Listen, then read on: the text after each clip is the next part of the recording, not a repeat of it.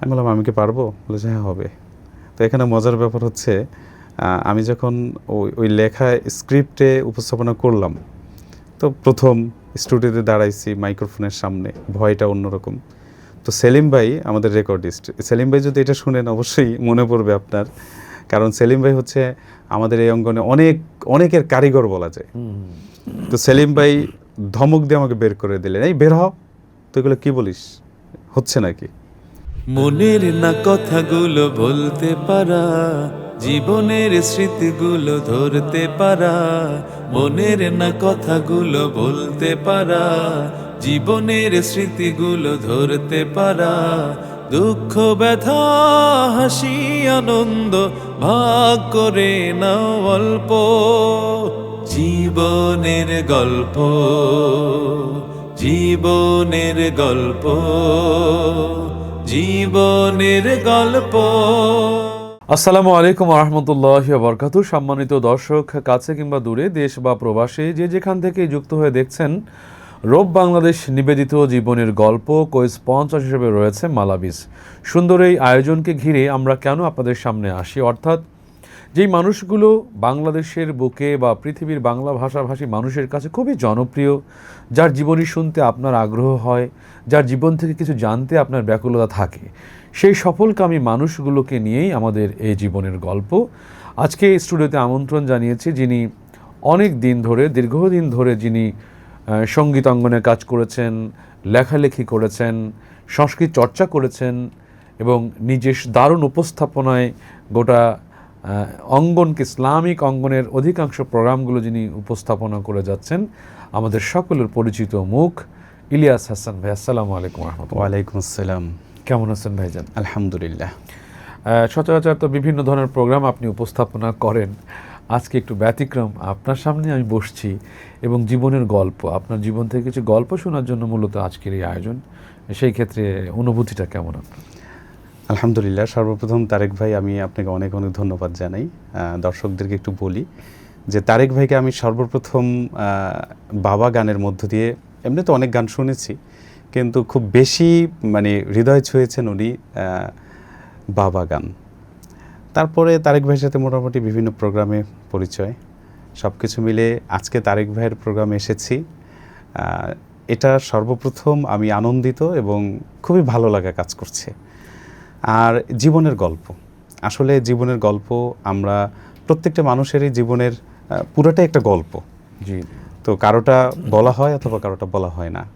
তো আমার জীবনের গল্প কিন্তু কাউকে আমি কখনো এরকম কোনো প্রোগ্রামে বলিনি। আজকে সেটাই আমি আমরা কি শুনবো। বলতে পারি বলেন? আজকে সেটাই আমরা শুনবো ইনশাল্লাহ, জীবনের গল্প। আপনারা কয় ভাই বোন, আপনার অবস্থান, আচ্ছা আচ্ছা, বাবা মা আছেন কিনা? আমরা 4 ভাই 2 বোন এবং আমাদের গ্রামের বাড়ি হচ্ছে মাদারীপুর। বাবা বেঁচে নেই, মা এখনো আছেন আলহামদুলিল্লাহ। আলহামদুলিল্লাহ। ভাই বোনদের ভেতরে আপনার অবস্থান? দ্বিতীয়। জি।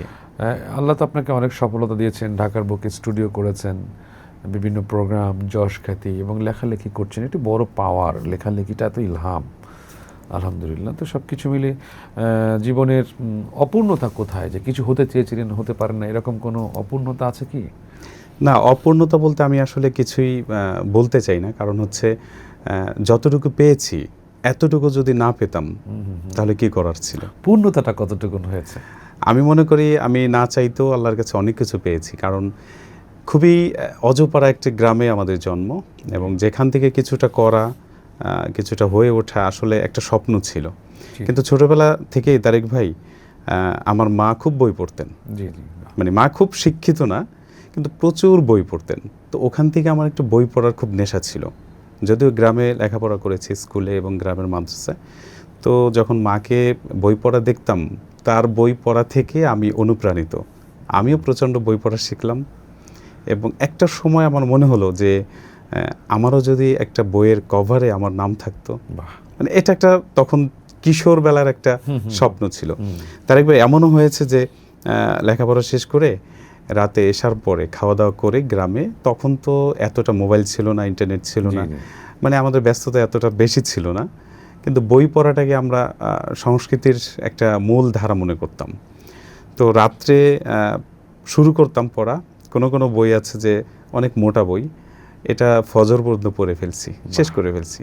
তো বইয়ের প্রতি আমার প্রচণ্ড ঝোঁক ছিল আলহামদুলিল্লাহ। এবং সেখান থেকে যখন ঢাকায় আসলাম, ঢাকায় 2001 সালে আসি আমি, তখন মিরপুরে বাংলাদেশের খুব পরিচিত এবং বড় একটি মাদ্রাসায় আমি ভর্তি হই। তো সেখানে আমি থাকার পরে ওখানে একটু সাহিত্য চর্চার দিকে হাত বাড়ালাম। বাংলা বাজার কেন্দ্রিক আমাদের একজন লেখক ছিলেন খন্দকার মুশতাক আহমদ শরীয়তপুরী, তো ওনার কাছে প্রথম কিছুটা তালিম নিই। তারপরে ওইখানে আমরা প্রায় 15 জন ছিলাম। তো সেখান থেকে লেখক হিসেবে শেষ পর্যন্ত একমাত্র আমি দেখছি। তো এটা আমি আমার স্টুডেন্টদেরকে বলে থাকি যে আসলে ধারাবাহিকতা অনেক বেশি প্রয়োজন। যে আপনি একটা কাজ শুরু করলেন, কিন্তু কাজটা অল্প পথে গিয়ে থেমে গেলেন যে না আমি মনে হয় আর পারবো না। এখন তো অনেকেই অনেক প্রকাশনী আছে, কিন্তু প্রকাশ করতে গেলে প্রকাশককে টাকা, মানে লেখককে টাকা দিতে হয়। তো আপনার সময় কি এটি হয়েছে? খুব সুন্দর একটা প্রশ্ন করেছেন, খুবই করুণ একটা গল্প আছে। আমি প্রথমে বই লিখি চাঁদের পরশ নামে একটা বই। জি। তো ওই সময় ছুটির দিনে আমার চাচাতো ভাইয়ের বাসায় যেতাম। তো উনি ওই বাসায় বসে আমি লেখালেখি চর্চা করতাম। তো আমাকে বলতো যে আরে ভাই এগুলো দিয়ে কী হবে তোর, এগুলো দিয়ে কিছুই হবে না। আমি বললাম যে দেখি কি হয়। তারপরে একটু একটু একটু করে একটা বই লিখে ফেললাম। বইয়ের নাম ছিল চাঁদের পরশ। এটা আমার প্রথম বই। চাঁদের পরশ, ছোটদের গল্প, মানে শিশুদের গল্প। তো এইটা ছাপানোর জন্য টাকা লাগবে। তো নতুন, আমাকে তো কেউ টাকা দিয়ে আমার বই ছাপবে না। তো আমি বাড়িতে চিঠি লিখলাম, তখন চিঠির যুগ। বড় ভাইকে চিঠি লিখলাম যে ভাইয়া আশা করি ভালো আছেন। ওই সময় চিঠির ভাষা 2003 সালের দিকে, আজ থেকে 21 বছর আগে। তো ভাইয়া আশা করি ভালো আছেন। আমি আসলে আপনার ছোট ভাই, অনেক স্বপ্ন আমার, একটা গল্পের বই লিখেছি, এইটা যদি আপনি একটু সহযোগিতা করতেন তাহলে মনে হয় যে আমি একটা কিছু হতে পারতাম বা আমার স্বপ্নটা পূরণ হতো। সুন্দর করে চিঠিতে যতটা ইমোশন দেওয়া যায়, তখন নতুন নতুন লেখক ইমোশন যতটুকু সম্ভব সব দিয়েছি। তো চিঠির যুগ, চিঠি পাঠানোর পরে কয়েকদিন পরে আমার বড় ভাই, সে তো আসলে ওইরকম আমাদের তখনকার ফ্যামিলিটা এত ভালো ছিল না। তো আমার বড় ভাই গ্রামে মুদি দোকান করতেন। আমার ভাই তখন মুদি দোকান করতেন। তো উনি ওইখান থেকে টাকা জমিয়ে ছোট বড় নোট মিলিয়ে 5,000 টাকা, ওই সময় 5,000 টাকা একটা পোটলা করে আমার গ্রামের আরেক বড় ভাইয়ের কাছে পাঠালেন। এবং এই বড় ভাইয়ের নাম হচ্ছে আলী আহমদ। এবং উনি আমাকে সহযোগিতা করলেন, বাকি টাকা দিয়ে এই বইটা ছেপে দিলেন। তো সেটা ছিল আসলে আমার জীবনের জন্য একটা টার্নিং পয়েন্ট। আপনি জানেন যে ইলিয়াস ভাই, আমি আপনার এই কথা শুনছি, আমার পুরো শরীর শিহরিত হচ্ছে যে আপনি সেই ভাইয়ের এই 5,000 টাকা জমানো টাকা, আয় করা টাকার এর মূল্যায়ন আপনি সারা জীবনে দিতে পারবেন? জীবনে আমি করতে পারবো না, এটা সম্ভব না।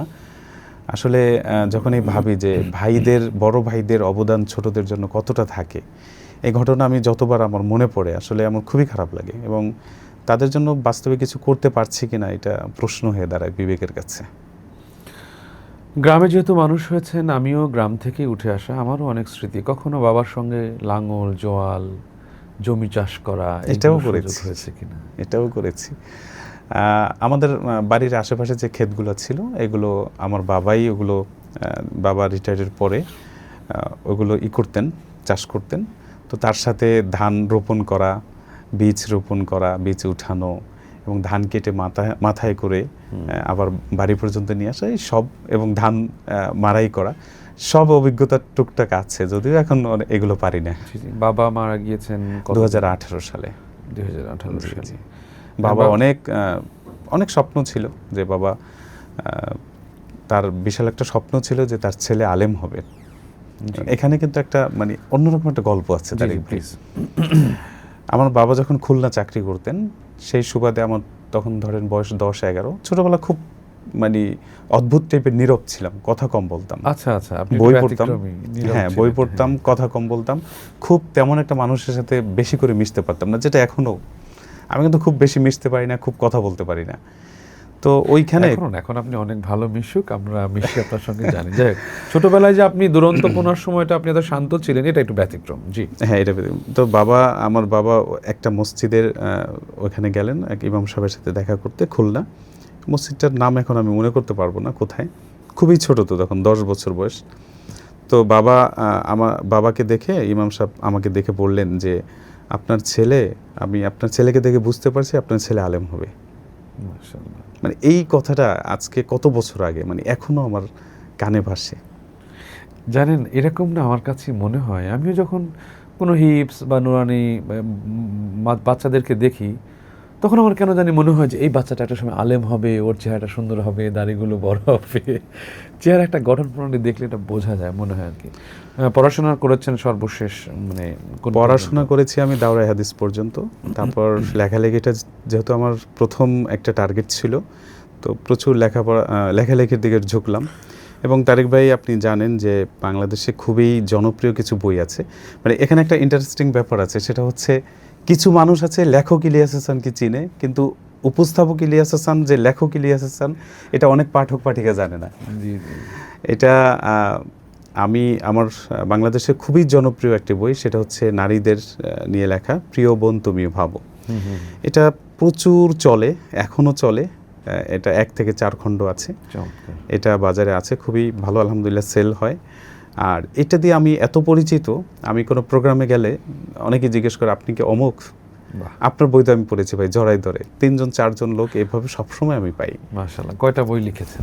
এবং তো ভাইয়া 27 থেকে 28টার উপরে বই আছে। মাশাআল্লাহ, অনেক বড় অর্জন আপনার। Robe Bangladesh exclusive clothing brand, panjabi, kabuli ও জুব্বার বিশ্বস্ত প্রতিষ্ঠান। মানসম্মত ফেব্রিক্স দিয়ে তৈরি করা হয় রুচিশীল আধুনিক এক্সক্লুসিভ পোশাক। আমাদের পণ্যের প্রতিটি অ্যাক্সেসরিজও ইউনিক ও মানসম্পন্ন। দক্ষ কারিগর দ্বারা প্রস্তুতকৃত পোশাকগুলো একাধিক কিউসির মাধ্যমে গুণগত মান নিশ্চিত করা হয়।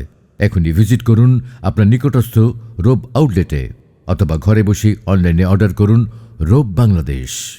তো এই বইগুলোর মধ্যে সবচাইতে আমি বেশি যেটাকে নিয়ে প্রাউড ফিল করি সেটা হচ্ছে বুখারী শরীফের 5 খণ্ড ব্যাখ্যা সংকলন এবং সম্পাদনা আমার হাতে আছে। মাশাআল্লাহ, মাশাআল্লাহ। বই লিখতে গেলে অনেক টাইম দিতে হয়, অনেক জাগতে হয়, সময়টা বের করেন কি? ভাই আমি অনেক সময় দিয়েছি। মানে এখন যেভাবে মানে হতে পারতো যে আমি মনে করি আমি অনেকটা অলস।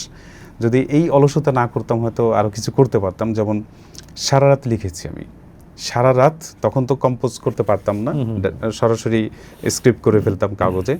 তো দেখা গেছে আমার খাটের নিচে এই শুধুমাত্র দার্সে বুখারী যেটা লিখেছি এটার এত বড় স্তূপ হয়েছিল, ওটার স্ক্রিপ্ট।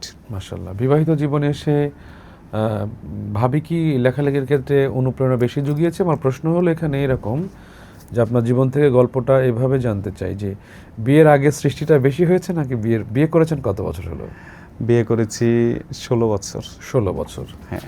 তো সেই ক্ষেত্রে বিয়ের আগের সৃষ্টিটা বেশি মূল্যায়ন করবেন নাকি বিয়ের পরের? পরে। বিয়ের পরে? হ্যাঁ, কারণ আমি বলি আপনাকে, আমার যত সফলতা বেশিরভাগই বিয়ের পরে এসেছে। মাশাআল্লাহ।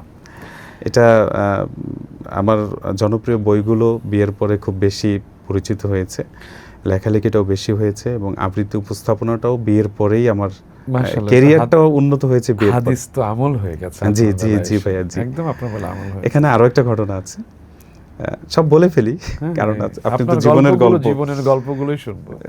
সেটা হচ্ছে আমাকে যখন মেয়ে দেখা হয় আমার জন্য, তখন আমার শাশুড়ি মাশাআল্লাহ খুব সহজ সরল একজন মানুষ, পরিচিতই আত্মীয় স্বজনদের মধ্যে।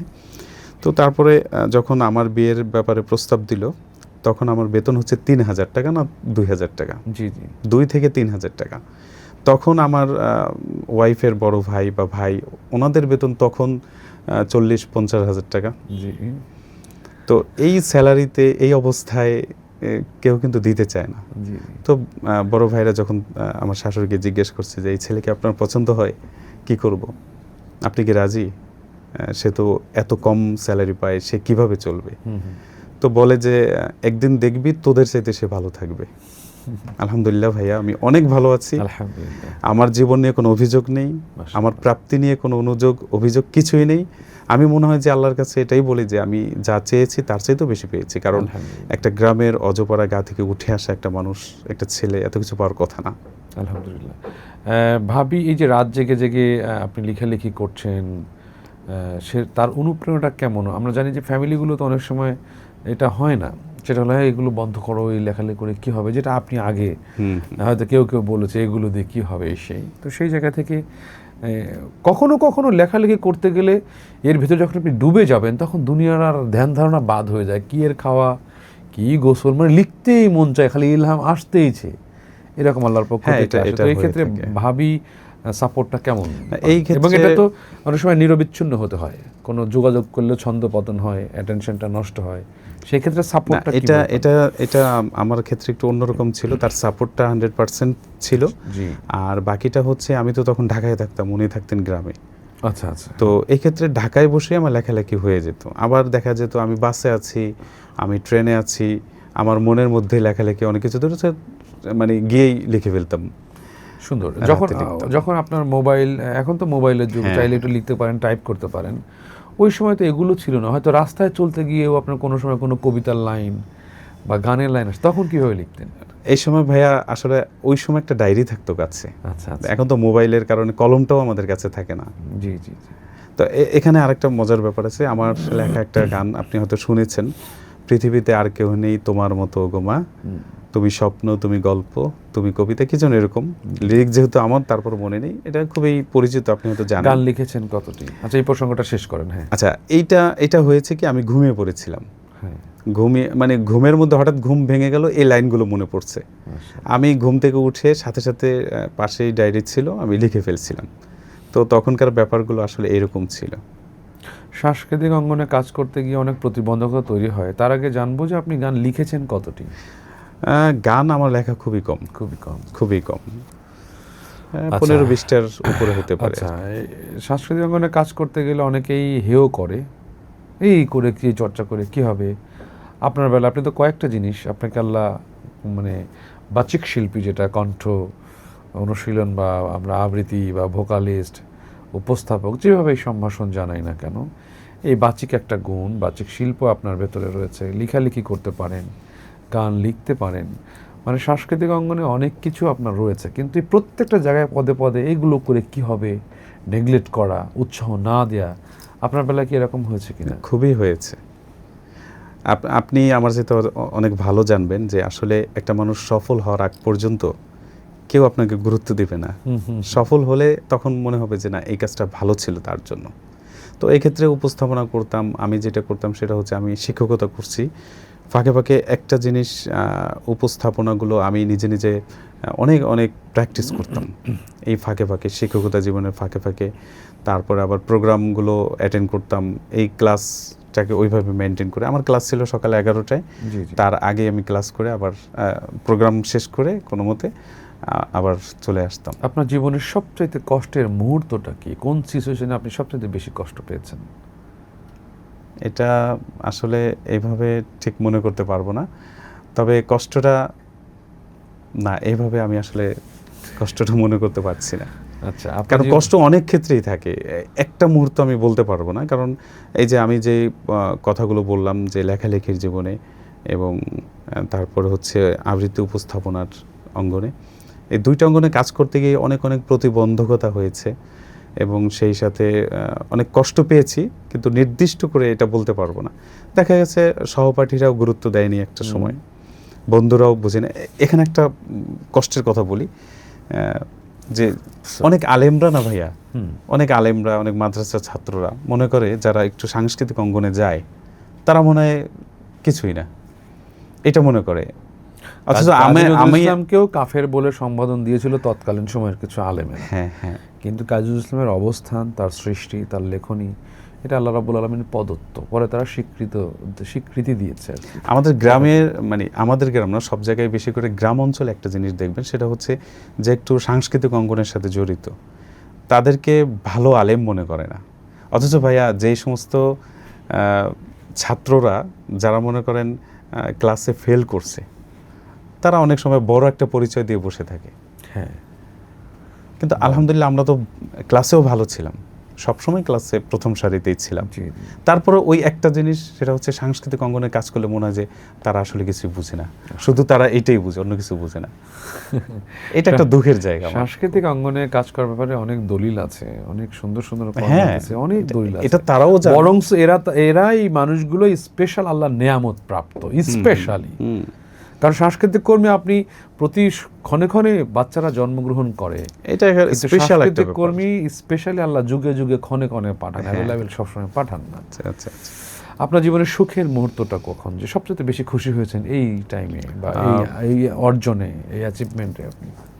আমার প্রতিটি বই প্রকাশের সময় আমার একটা মানে অন্যরকম আনন্দ ছিল, ফিল ছিল, আসলে সেইটা আমি ভাষায় প্রকাশ করতে পারি। আমি যদি এইটাকে না মানি, যেমন ধরেন আমার যখন প্রথম অ্যালবাম প্রকাশ হয় 2002 সালে, 2001 সালে ঝঞ্ঝার বেগে ছুটছি, তখন দৈনিক ইনকিলাবে পত্রিকায় ছাপা হয়েছে। তো এইটা দেখার জন্য এত ব্যাকুল, এবং সাদা কালো, কাভারটা সাদা কালো ছাপা হয়েছে।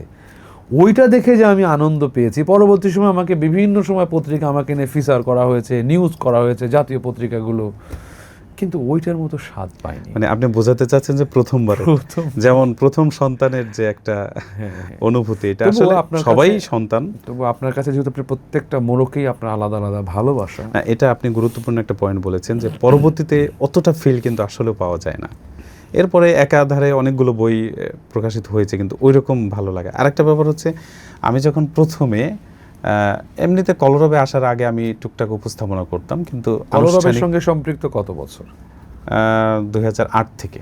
2008 থেকে। জি, তার আগে মানে সুস্থ সংস্কৃতির ছোঁয়া পেলেন কিভাবে? সংস্কৃতি বলতে হচ্ছে আমরা এই যে আবৃত্তি, উপস্থাপনা, সঙ্গীত, এগুলো। হ্যাঁ, 2005-এ বাংলাদেশের একজন খুবই জনপ্রিয় শিল্পী ছিলেন, এখনো বেঁচে আছেন, বাট গান করেন না। ওনার নাম হচ্ছে শরীফ মাহমুদ, সম্ভবত ময়মনসিংহ বাড়ি। আচ্ছা। উনি আমার এক ক্লাস নিচে ছিলেন। আচ্ছা। তো ওনার একটা অ্যালবাম বের হবে, যেতে চাই, তখন ভয়েস স্টুডিওতে রেকর্ড হতো। তো আমি মাদ্রাসায় টুকটাক উপস্থাপনা করতাম, তো উনি বললো যে ভাই চলেন আমার অ্যালবামে, আপনি ওই সময় তো অ্যালবামের শুরুতে উপস্থাপনা দেওয়া হতো, চলেন যাই। আমি বললাম আমি কি পারবো? বলে যে হ্যাঁ হবে। তো এখানে মজার ব্যাপার হচ্ছে, আমি যখন ওই লেখা স্ক্রিপ্টে উপস্থাপনা করলাম, তো প্রথম স্টুডিওতে দাঁড়াইছি মাইক্রোফোনের সামনে, ভয়টা অন্যরকম। তো সেলিম ভাই আমাদের রেকর্ডিস্ট, সেলিম ভাই যদি এটা শুনেন অবশ্যই মনে পড়বে আপনার, কারণ সেলিম ভাই হচ্ছে আমাদের এই অঙ্গনে অনেকের কারিগর বলা যায়।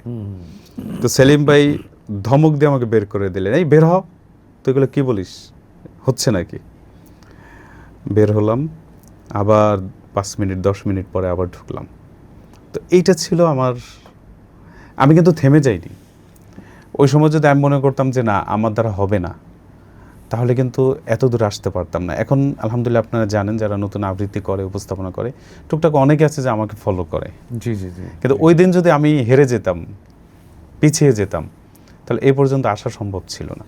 তারপর আলহামদুলিল্লাহ 2008-এ যখন কলরবে আজাদ ভাইয়ের সাথে দেখা করলাম, আইনুদ্দিন আল আজাদ রহমতুল্লাহি আলাই, আল্লাহ রাব্বুল আলামিন তাকে জান্নাতের উঁচু মাকাম দান করুক। কারণ ওনার নামটা আসলে একটা আবেগের জায়গা, একটা ভালোবাসার জায়গা, একটা শ্রদ্ধার জায়গা। ওনার নামটা যতবারই মনে পড়ে আমার আসলে কান্না আসে।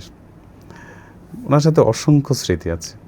তো উনি বললেন যে আপনি করে বলতেন, ছোট হলেও আপনি, ছোট ছিলাম তখন, আপনি করে বলতেন। তো উনি বললেন যে একটু আপনার ভয়েসটা একটু শুনি। আমি আবৃত্তি করলাম, তখন একটা কবিতার অংশই পারতাম।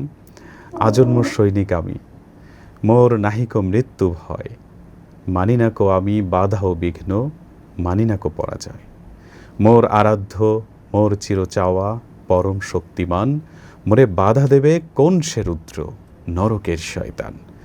তো উনি শুনে বললেন, আপনার কণ্ঠ তো সুন্দর, আপনাকে দিয়ে হবে, আপনি লেগে থাকতে পারবেন? আমি বললাম হ্যাঁ অবশ্যই, ইনশাআল্লাহ লেগে থাকতে পারবো। তো এইটা ছিল প্রথম ওনার অনুপ্রেরণা আমার প্রতি। Robe Bangladesh exclusive clothing brand, panjabi, kabuli ও জুব্বার বিশ্বস্ত প্রতিষ্ঠান। মানসম্মত ফেব্রিক্স দিয়ে তৈরি করা হয় রুচিশীল আধুনিক এক্সক্লুসিভ পোশাক। আমাদের পণ্যের প্রতিটি অ্যাক্সেসরিজও ইউনিক ও মানসম্পন্ন। দক্ষ কারিগর দ্বারা প্রস্তুতকৃত পোশাকগুলো একাধিক কিউসির মাধ্যমে গুণগত মান নিশ্চিত করা হয়। এখনই ভিজিট করুন আপনার নিকটস্থ রোব আউটলেটে। অথবা ঘরে বসে অনলাইনে অর্ডার করুন রোব বাংলাদেশ। তারপরে একদিন আমি প্রথম উপস্থাপনা করি ওনার প্রোগ্রামে এখানে। তখন আমাদের আবু রায়হান ছিল শিশু শিল্পী। তো ওই টানে টানে আমি আজাদ ভাইকে স্টেজে নাম ঘোষণা করতে গিয়ে বলে ফেললাম, এই মুহূর্তে মঞ্চে আসবেন শিশু শিল্পী আইনুদ্দিন আল আজাদ। তো সবাই তো হেসে দিয়েছে, আজাদ ভাই হেসে মঞ্চে গেলেন। আমি তো ভয়ে ছিলাম যে উনি স্টেজ থেকে নেমে আমাকে বকেন কিনা। তো একটু বকেন নেই, উনি মাথা হাত দিয়ে বললেন হবে হবে, ভয় পাওয়ার কিছু নেই, হবে। সেই আবু রায়হানও জীবনের গল্প এসেছে, অনেক স্মৃতিচারণ করেছে, আইনুদ্দিন আল আজাদ রহমতুল্লাহিকে নিয়ে অনেক স্মৃতিচারণ করেছে, ভালো লেগেছে। এখন যদি আপনার কাছে জানতে চাই যে আপনার জীবনের কোন গল্পটুকু দর্শককে আপনি বলতে চান যে এই জীবন আপনাকে সম্পর্কে দর্শক জানে না, যে আপনি ইলিয়াস হাসান সেই গল্পটুকু কোনটা বলবেন? এভাবে আলাদা করে বলতে পারবো না। আমি সবসময় এই প্রশ্নের উত্তরে বলে থাকি যে আসলে আমি কিছুই না। সর্বপ্রথম বলে আমি কিছুই না, কারণ একজন মানুষ হিসেবে মানুষের প্রতি মানুষের যতটুকু দায়িত্ববোধ থাকার দরকার ছিল, হয়তো তার কিছুটাই আদায় করতে পারিনি। সামাজিকভাবে যতটুকু মানুষের সেবা করার প্রয়োজন ছিল, হয়তো সেটা করতে পারিনি। তো এখান থেকে বলি যে আমি যেটা বলে ফেলেছি অলরেডি, সেটা হচ্ছে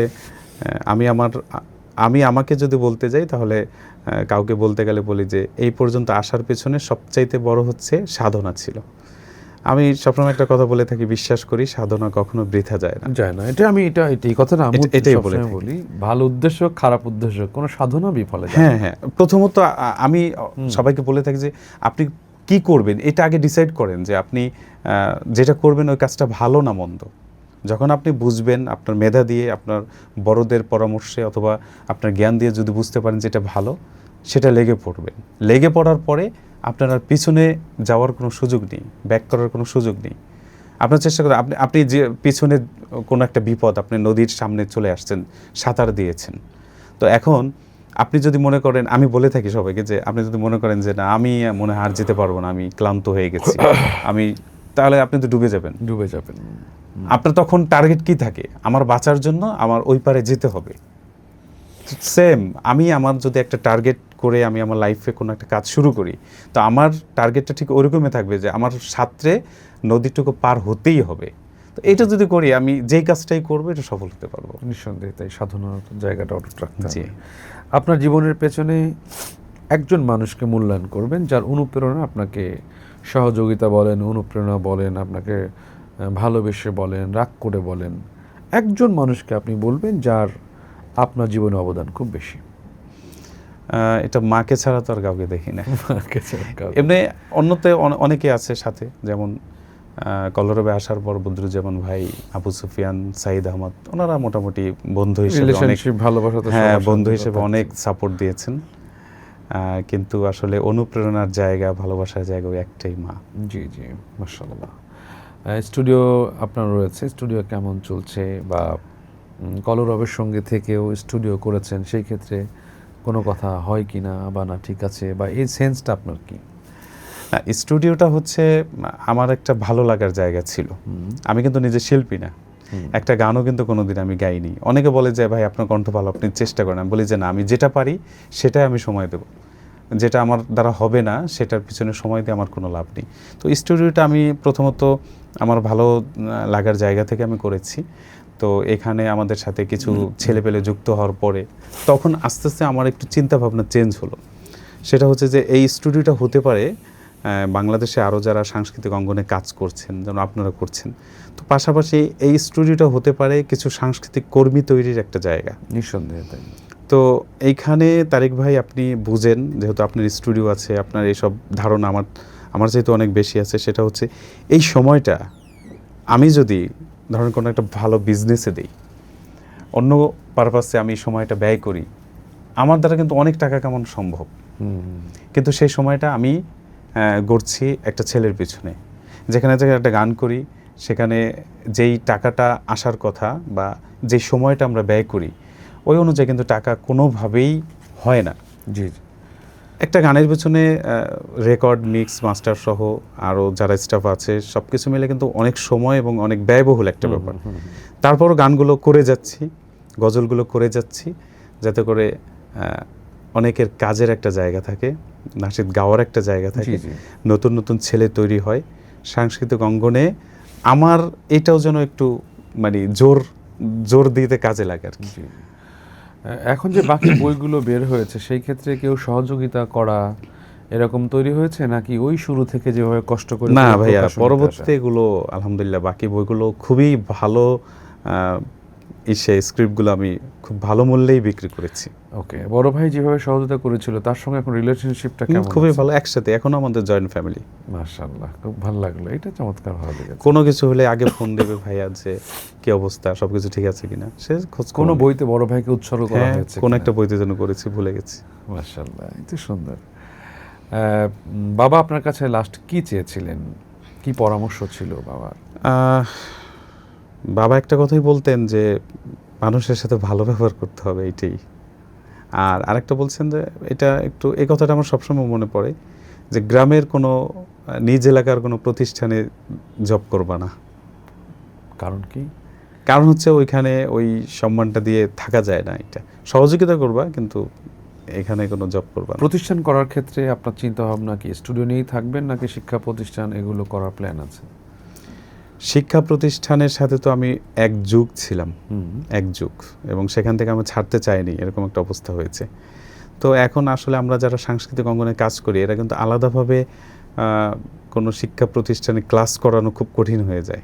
জি জি। এজন্য মনে হয় না যে ক্লাস করানো কখনো সম্ভব হবে, কারণ মাথার ভিতরে অনেক চাপ থাকে, অনেক প্যারা থাকে, এগুলো নিয়ে এই কাজেই খুবই ব্যস্ত থাকা হয়। তারপরও যদি আমি আর একটু ব্যস্ততা কমাতে পারি, প্রতিষ্ঠান হয়তো চালাতে পারবো না, কারণ ওই রকম প্যারা নেওয়ার মতো অবস্থা আমার নেই, হয়তো ক্লাস টেলাস করতে পারবো। স্বপ্ন দেখেন কি, কি হতে চান, কি করতে চান এই ক্ষেত্রে? না, কি হতে চাই বলতে হচ্ছে এখন আর কি হতে চাবো, এখন তো মোটামুটি বয়স হয়ে গেছে। না, এই কথাটা কেন ভাবছেন? বয়স তো হয়নি আপনার, এখন অনেক সময় বাকি। তাহলে কি হবেন? আমি কি হতে চাই? হ্যাঁ, আমি হয়েছেন, এরপরে আরও চাওয়া আছে না যে আমি দেশের প্রধানমন্ত্রী হতে চাই, আমি এই প্রতিষ্ঠান করতে চাই, বিজনেস করতে চাই, স্টুডিওতে গোটা ওয়ার্ল্ডে কোক টোক যা আছে তার চেয়ে আমি ভালো কিছু করতে চাই, মানে কি হতে চান? আমার একটা স্বপ্ন ছিল যে বড় একটা স্টুডিও থাকবে, কোক স্টুডিওর মতো, যেখানে সব শিল্পীরা এসে গান করতে পারবে, কিন্তু অনেক ব্যয়বহুল। স্বপ্নটা জাস্ট স্বপ্নের মতোই মনে হয়, জানি না এটা কখনো পূরণ হবে কিনা। শাশুড়ির কথাটা নিশ্চয়ই মনে আছে, 3000 টাকার বেতন এখন অনেক টাকায় পরিণত হয়েছে। সুতরাং স্বপ্ন আর আল্লাহ রাব্বুল আলামিনের কাছে চাওয়া এবং পরিকল্পনা, এটা আপনি ভালো একটা কথা বলেছেন যে দেখেন, আমি যখন স্টুডিও শুরু করি তখন আমার একটা রুম ছিল, বা মানে রুম বলতে হচ্ছে ঢাকায় একটা রুমই ছিল আমার থাকার মতো। আমরা যে রুমে থাকতাম, খাটের পাশেই একটা কম্পিউটার ছিল, পড়ার টেবিলের উপরে কিবোর্ড মনিটর ছিল, এবং একটা মনিটর কোথা থেকে বাড্ডা না কোন জায়গা থেকে কিনে নিয়ে আমি দেয়ালে ক্লাম দিয়ে এটা ফিট করেছিলাম। সেইখান থেকে আমার একটা প্রফেশনাল স্টুডিও, এবং এখানে লাখ লাখ টাকার ইনস্ট্রুমেন্টস আছে, ক্যামেরা, ড্রোন, তারপরে উন্নত মানের ক্যামেরা, এবং এটা লাইভ সেট আছে, 2টা স্টুডিও, মানে অডিও স্টুডিও 2টা। তো এই সব কিছু, এবং আলহামদুলিল্লাহ আপনার কাছে মানে আল্লাহর কাছে শুকরিয়া আদায় করি, আপনাকে বলি, এবং যেই স্টুডিওটা আমার, ওই ফ্ল্যাটটাও কিন্তু আমাদের স্টুডিওর কেনা। তো এটা যদি হতে পারে তাহলে ওটাও হতে পারবে ইনশাআল্লাহ। সেটাই বলছিলাম, আশাহত হওয়া যাবে না, স্বপ্ন নিয়ে পথ চলতে হবে ইনশাআল্লাহ। এবং ভালো কিছু করতে চাই, ভালো কিছু করতে চাই। ভালো কিছু বলতে নাশিদ অঙ্গনে আসলে আমি প্রসঙ্গত বলি যে নাশিদ অঙ্গনে এমন কিছু মানুষ ঢুকে যায় যাদের চিন্তা চেতনা একটু লো টাইপের, একেবারে নিম্ন টাইপের। এটা আসলে কাউকে কটাক্ষ করে বলছি না, যে অনেকেই চিন্তা করে যে আমি এখন খাবো, এখন আমি যেভাবে বাঁচি আমারটাই দরকার, কিন্তু এই ইন্ডাস্ট্রিতে যে পরের প্রজন্ম, নেক্সট জেনারেশন এসে ভালো কিছু করবে, সেই জায়গাটা আমরা রেখে যাচ্ছি না। দারুণ বলেছেন, খুবই চমৎকার। এটা রেখে যাচ্ছি না, এটা আমাদের অনেক সাউন্ড ডিজাইনার, অনেক প্রশিক্ষক এই জায়গাটা নষ্ট করে ফেলছে। এটা আমি মনে হয় এই মেসেজটা আমি দিতে চাচ্ছি আপনার মাধ্যমে। দিতে পারেন, কোনো অসুবিধা নেই। সুদূর প্রসারী টার্গেট নাই, এবং ধান্দাবাজি ঢুকে পড়েছে। ইসলামিক লেবাস, ইসলামিক কন্টেন্ট ক্রিয়েটর, ইসলামিক নিজেকে আমি ওন করছি সারা গায়ে, বাট আমার ব্যক্তিত্ব হলো জরাজীর্ণ, সংকীর্ণ, চিন্তা করে আমি এখনই খাবো, এখনই খাবো। কিন্তু পরে আমাদের আরও যে নেক্সট জেনারেশন আসবে এবং তারা নতুন নতুন কাজ করবে, তাদের জন্য একটা ভালো জায়গা রাখতে হবে, এই চিন্তাটা কিন্তু আমরা অনেকেই করছি না। অনেকেই করছি না। এটা করা উচিত আমি মনে করি। দারুণ বলেছেন ইলিয়াস ভাই। আমরা অনুষ্ঠানের একদমই শেষ শেষ প্রান্তে, পর্যায়ে। অনেক কথাও শুনলাম, খুব ভালো লাগছিল। সর্বশেষ কথা হলো যে আপনার কাছে জানতে চাইবো যে সমাজে এখন সঙ্গীত শিল্পী বলি, স্টুডিও বলি, বা কম হয়ে গেছে বেশি, কিন্তু আমরা সবাই মুসলমান, আমরা এক আল্লাহ বিশ্বাসী, কালেমায় বিশ্বাস, কালেমায় বিশ্বাসী। আমরা কবর, জান্নাত, জান্নাত আমাদের সামনে স্পষ্ট দৃশ্যমান, মানে কল্পনার জগৎ দিয়ে আমরা এগুলো ফিল করি, কিন্তু কর্মে আমরা এক নই। আমরা এখানে কম ভিত্তিক বিভাজন, আসলে এটা কেন এবং এটার পরিত্রাণের রাস্তাটা কি? খুবই গুরুত্বপূর্ণ একটা প্রশ্ন। প্রথমত আমাদের বিভাজনটা অনেক বেশি, কিন্তু এখানে আবার আসারও একটা জায়গা আছে। আমরা যখন একত্ববাদের প্রশ্নে আসি, তখন কিন্তু আমরা সবাই এক, যেটা প্রমাণ কিন্তু আমরা বারবার দেখাচ্ছি। যখন আমাদের জাতীয় আমাদের দেশ সংকটে পড়ে, আমাদের ধর্ম সংকটে পড়ে, ইসলাম সংকটে পড়ে, ইসলাম তো আসলে সংকটে পড়ে না, এটা বাহ্যিকভাবে, ইসলাম কখনো সংকটে পড়বে না, কিন্তু তখন আমরা কে কওমি, কে জামাত, কে আলিয়া, কে কওমি, কে সুন্নি, এগুলো কিন্তু আসলে দেখা হয় না। যারা প্রকৃতপক্ষে মুসলমান সবাই কিন্তু এক কাতারে এক ব্যানারে চলে আসে। ব্যানার বলতে বোঝাচ্ছি যে হাতে হাত রেখে, কাঁধে কাঁধ রেখে আমাদের যে ইমানি দায়িত্ব সেটা পালন করতে। আমি মনে করি যে ছোট ছোট বিচ্ছিন্নতা থাকবেই, যেমন ইসলামের শুরুর পরের থেকেই কিন্তু এই বিচ্ছিন্নতা বা এই ইখতিলাফ, ওলামায়ে কেরাম তো বলেন যে ওলামায়ে কেরামের ইখতিলাফ হচ্ছে রহমত। আলহামদুলিল্লাহ, অনেক কথা শুনলাম, আরও কিছু কথা শুনতে ভালো লাগতো, যেহেতু সময়ের সংকীর্ণতা, আমাদের বেঁধে দেওয়া নিয়ম রয়েছে। আমরা আগামী দিনে ইনশাল্লাহ আপনার আরও অজানা কিছু গল্প আমরা দর্শকদের সামনে নিয়ে আসবো। ইলিয়াস ভাই, রোব বাংলাদেশ এই সুন্দর আয়োজন পরিকল্পনা গ্রহণ করেছে, রোব সম্পর্কে কি বলবেন? রোব সম্পর্কে আমি যতটুকু অনেক দিন ধরেই জানি, সেটা হচ্ছে আসলে ভালো একটা উদ্যোগ।